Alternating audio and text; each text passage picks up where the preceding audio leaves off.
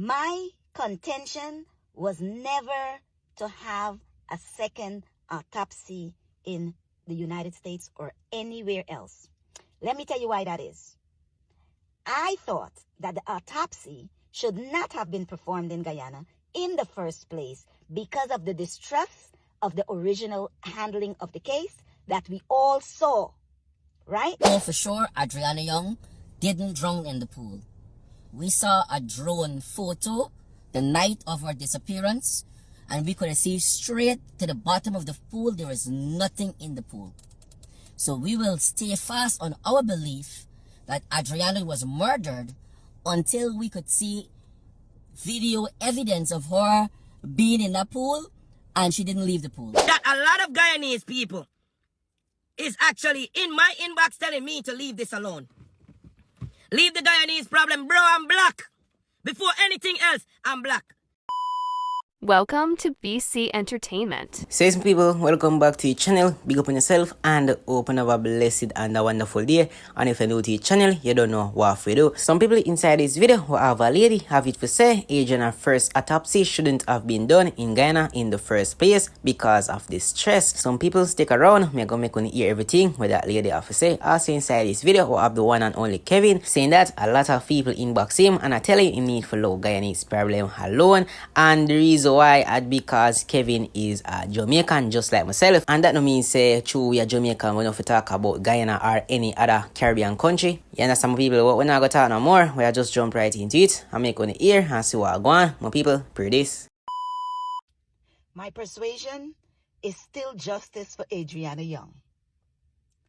My contention was never to have a second autopsy in the United States or anywhere else. Let me tell you why that is. I thought that the autopsy should not have been performed in Guyana in the first place because of the distrust of the original handling of the case that we all saw, right? Now, if you know anything about the medical arena and even the police, there is a blue wall of silence. What nonsense. You're going to begin by, there were no wrongdoings in the first autopsy. That alone sets the stage for the powers that be in Guyana to say, I have done all I said I will do, and now it is the political mill that are in progress. You see? Because whatever comes after that is a non-issue. And remember, this case is not being tried in the United States, in Scotland Yard, in Canada. It's in Guyana. The evidence is in Guyana.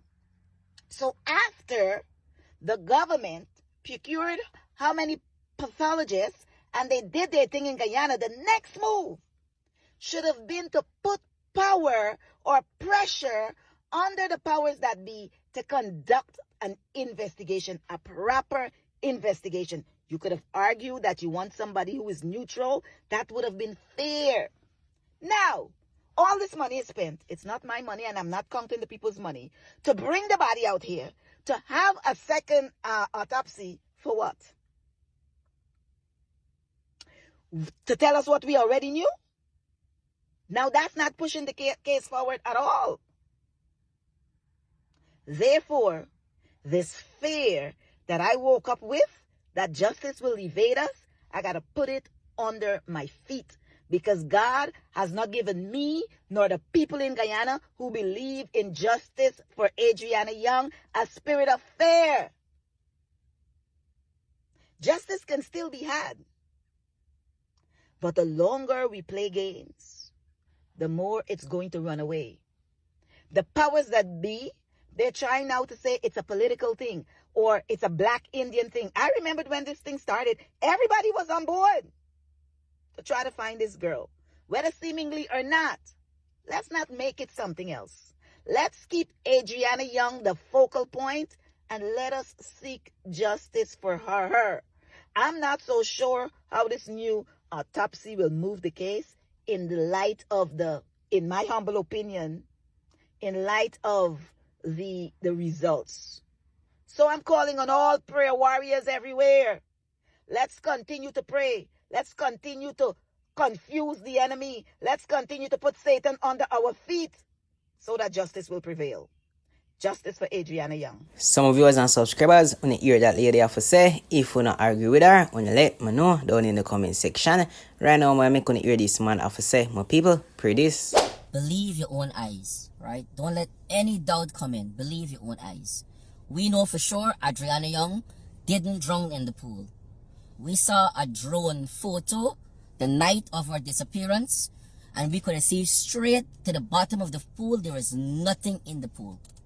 So we will stay fast on our belief that Adriana was murdered until we could see video evidence of her being in that pool and she didn't leave the pool. That's what we want to see. Because I went to a magic show and I was so impressed with the magician, right? I was so impressed. But I know at the back of my head that he can't cut a lady and don't touch her back. So I know this was trickery. I know it's an illusion, right? So I see the illusion here, right? And I can hold fast to reality, right? That somebody who wasn't in the pool the day before cannot appear there unless somebody put her body back into the pool. So unless I could see video evidence, some double A owner showing us otherwise, that's what we're going to hold on to. Because we believe in reality.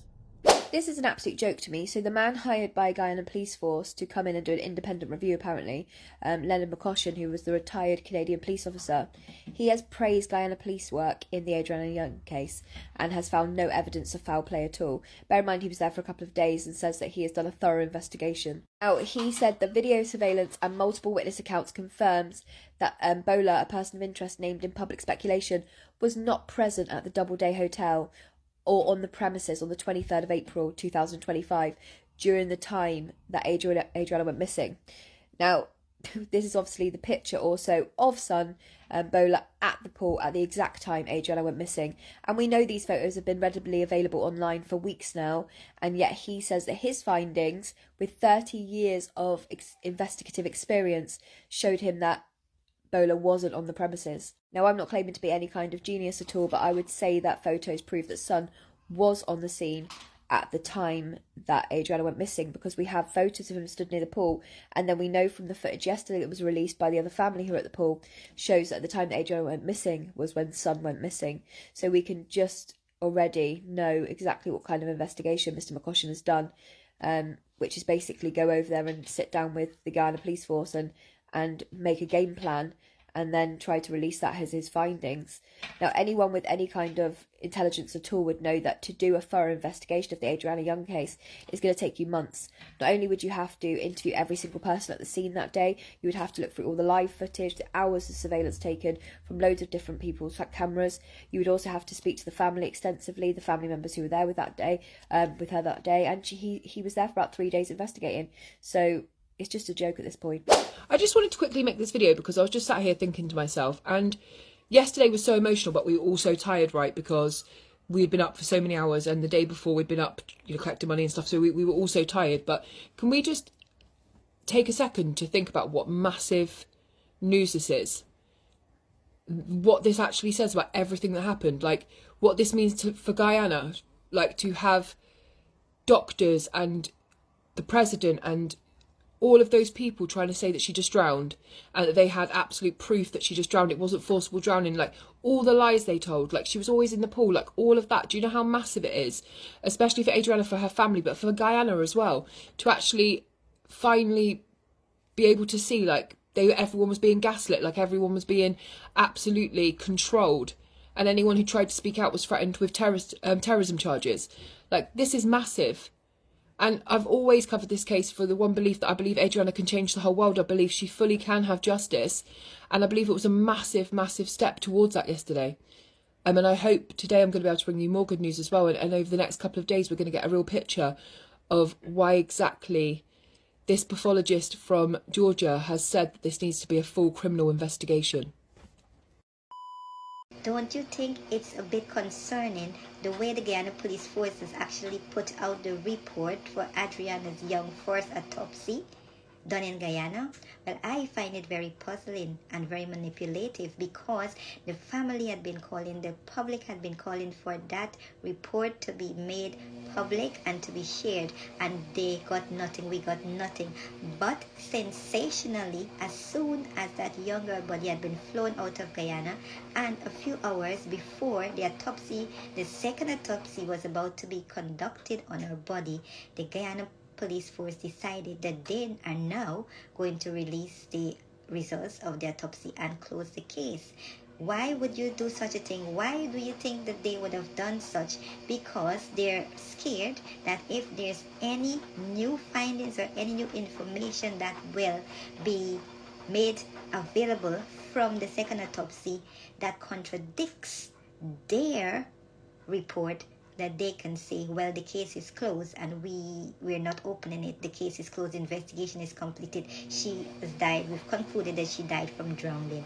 But according to the family lawyer that is representing our parents, Mr. Dexter Todd, he has called them out on their behavior. He's saying that they should not be closing the case at the moment because it's still an active investigation that's ongoing, and it is still in the information collecting stage. So they have no right and they have no power to close the case. That is up to the courts of law in Guyana to decide what evidence or new information can be brought to the case or can be admitted to the case, or when the case can be closed. So the Guyana police force is really and truly making people cast doubt on their actions, and it's making you think, why are they so unprofessional in their actions? Why are they trying to obstruct or hinder the investigation from going forward? Why are they trying to do that? Are they trying to cover up something? Because one would only think that, because there would be no reason. Now the family has taken the step to get an independent examination on their daughter's body. They should be taking that as a way of helping the investigation, not a way of hindering it. It's taking some of the load off of them. It is actually going to be quite helpful for them to have a second opinion, or for them to have somebody else examine the body. That could bring closure to all parties involved. But no, they're deciding that they're going to close the case. And unfortunately, I don't think that can happen. The lawyer himself, mind you, this guy knows his onions. He is saying that the case must remain open and the investigation must continue until every piece of information has been thoroughly examined, and then there can be conclusion. Now, he's also questioning the legitimacy of Mr. McCushion, the retired homicide officer from Canada, from the RNCP, that came to Guyana to aid in the investigation of the circumstances of the young girl's death. And he was here for about 7 to 8 days, no more than that. He's worked with the police just over a few days and has packed his bag, left the country, went back, and somehow his report has found its way into the original autopsy report to say his investigation has concluded that the little girl drowned. Now, when did he investigate this case? When did he investigate this case? Who did he interview? The lawyer is even saying that he hasn't even interviewed the key persons in the case, such as the girl father that retrieved her body from the pool after she was found floating dead in the pool. They have not spoken to any of them, the father, the mother, the relatives. Have they spoken to all the witnesses that the police are asking for to come forward to be questioned and give their statements? Have they spoken to Leroy Smith? Have they spoken to all the hotel staff that's been working there? Have they actually reconstructed the crime scene and gone through different scenarios, going through all? How can all of that evidence gathering and the witness statements, how can they all be completed in a few days that you can come to that conclusion? Isn't that strange, guys? Just think about it, because even as a smaller case than this will take months to be investigated and to complete its investigation, but he has come for a few days and decided that he is seen enough, there's no foul play, and that she died from drowning, and his report has been in the autopsy report. Mind you, we haven't heard from him, we haven't seen his report, so we can take that as another report that's not confirmed, and we don't know if he is actually giving them a report or if he's going back to compile his report, put it together and send it. We do not know. We've not been told, but we've been told very, very excitedly when he was coming. But when he left the country, it was, I would say, through the back door. It was quiet as ever, but his report has found its way in the autopsy report because the Ghana police force wanted to make it clear that he has finished his investigation, and the autopsy report said that the investigation from what they've done and their findings that she drowned, and so the case is closed, open, shut, closed, and nothing, no other information can be right or be. But mind you, what's happened to all the forensic samples that were taken, the water from the pool? What about all of these samples that were taken and sent to America? Have they actually returned? Have we got any results from them? How can a case be shut just from the results of finding from an autopsy to say she drowned, when there's a whole big concerning circumstances of the way this young girl died? And if the Guyana police force is not corrupt and it is actually wanting to be very transparent, then if they want that to happen, then they need to let the investigation continue, let all of the evidence that can be gathered and be examined before they can actually say they're closing this case. Guyana police force, no wonder that nobody has any confidence or trust in you guys, because every time we put things into your hands, you mess it up. The whole police force is messed up. It is messed up, and my God, what falls from the head drops on the shoulder. So we know what to expect, and this same police force, we are saying, or the government is saying, or Mr. Nandalal is saying that they are the well-suited persons that can complete the investigation when they can't even act in a professional manner. But this investigation, it requires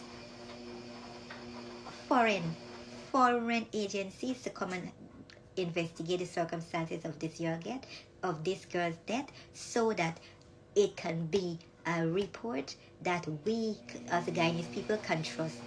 That's my point, guys. Some people when hear this lady have to say, want to drop on the thoughts on that down in the comment section. Right now I make on hear one Kevin and for some more people. Pre this.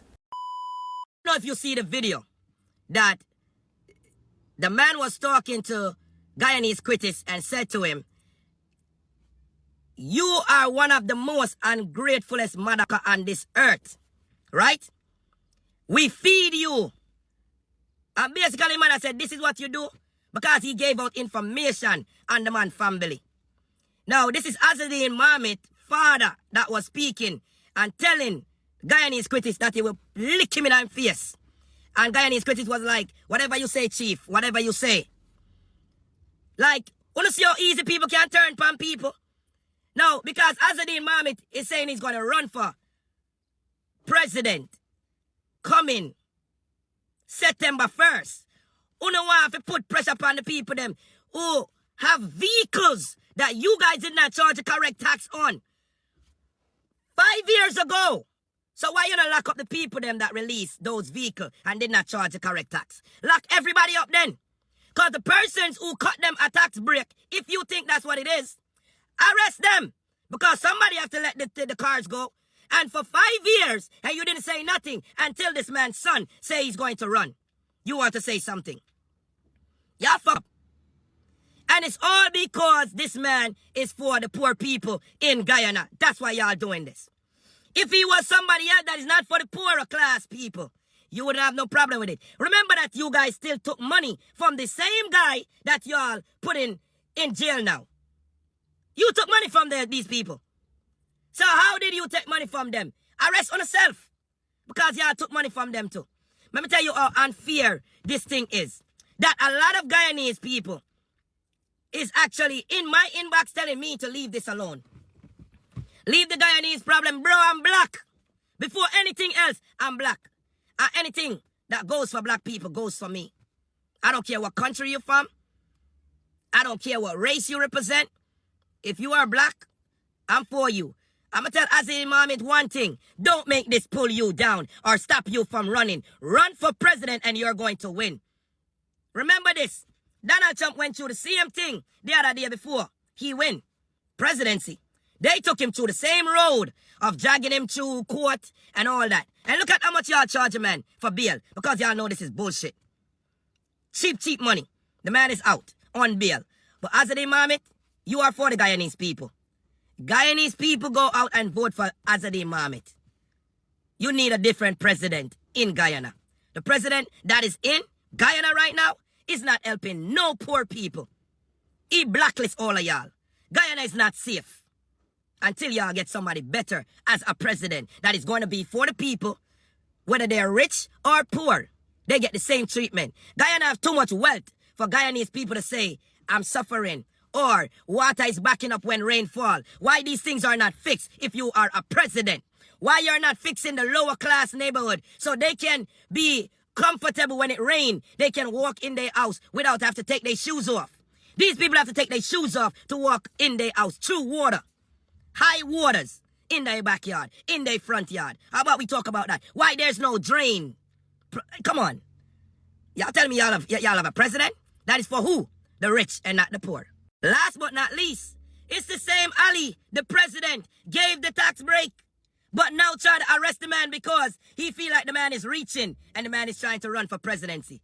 This is so messed up, bro. Ali, you play a real messed up game. You are not fair. You are an unfair president in Guyana, bro. You are not fair at all. I want somebody to text now. Leave Guyana business alone, Dread. I am a Guyanese. Some people, that's what one Kevin have to say. After the people them are inbox him, I tell him he need for low Guyanese problem alone. Jano people want to jump on the thoughts on that down in the comment section right now. End of the video this. If you're new to the channel, please like, share, comment and subscribe. I'm out.